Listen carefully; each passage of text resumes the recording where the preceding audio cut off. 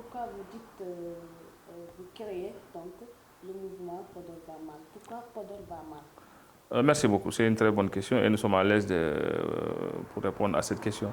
Le mouvement Podor va mal est né en 2011, au lendemain des événements du 23 juin, qui a été créé par un groupe de jeunes cadres, des étudiants, des jeunes travailleurs, des agriculteurs un peu partout.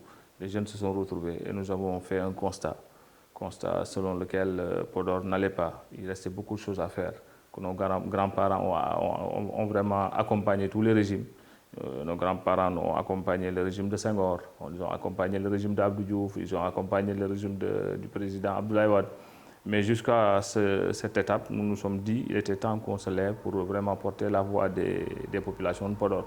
Parce qu'on avait constaté que Podor était laissé en rade par rapport au développement, par rapport aux initiatives de développement au niveau du Sénégal. Et voilà comment est né le mouvement Podor va mal et qui a continué à faire son petit bonhomme de chemin de 2011 à nos jours. C'est comme ça que le mouvement Podor va mal en tant que mouvement citoyen est créé au lendemain des événements de 2011 pour porter en fait la voix, jouer le rôle d'alerte et de veille au niveau du département de Podor. Bon, depuis donc, vous avez créé donc, le mouvement Podor va mal depuis 2011 jusqu'à nos jours. Qu'est-ce que vous constatez donc de ce mouvement-là? Est-ce qu'il y a eu des changements? Ben, effectivement, vous savez, quand on crée le mouvement Podor va mal, le plus grand casse-tête des populations de Podor, c'était le désenclavement de l'île à Morphil. C'était un casse-tête parce que quand ça pleuvait, les gens, il y avait un problème d'accessibilité au niveau de l'île à Morphil, au niveau de Kaskas, au niveau de Dara Haleb, au niveau de Demet. Les gens étaient obligés, même en ayant même des malades, pour vraiment les malades de Dara Haleb et des malades de l'île à Morphil étaient plus transférés vers la Mauritanie que vers Ndjoum, tellement que les routes n'étaient pas praticables. Il y avait le problème, le casse-tête, le plus gros problème en fait des populations de Podor, c'était le désenclavement de l'île à Morphil. Et là, nous saluons et nous remercions le président de la République, M. Macky Sall.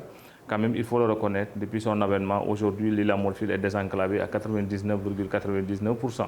Et il reste juste l'axe Diatar-Aloir. Et nous avons eu écho que très prochainement, le président de la République va lancer le démarrage de ces travaux-là.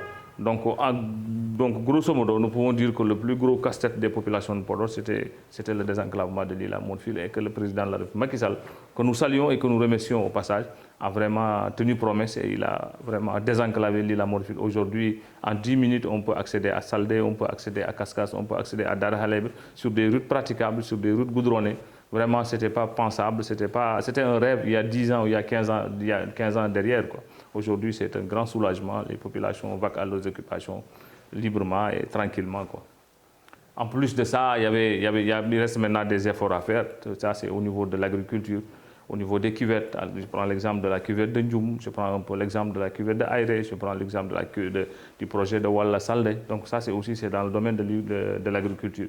Et là aussi, il reste beaucoup de choses à faire. Il y a aussi le problème au niveau de la zone sylvo-pastorale, où nos parents vraiment ont des difficultés pour pouvoir écouler le lait qu'ils ont. C'est des milliers de litres de lait qui sont déversés comme ça, parce qu'on n'a pas d'unité de transformation, d'unité de transformation laitière. Donc là aussi, c'est un problème. Au niveau de l'éducation aussi, il y a des efforts à faire. Mais tout compte fait, nous pouvons dire aujourd'hui qu'à 90%, les problèmes des populations de Podor sont réglés grâce à l'avènement du président Macky Sall.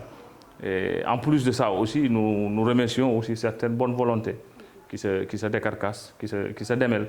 Et je prends l'exemple du président Racine Sy, qui vraiment, depuis son arrivée dans le département de Podor d'une manière générale, et particulièrement dans la commune de Podor, aujourd'hui c'est un grand soulagement.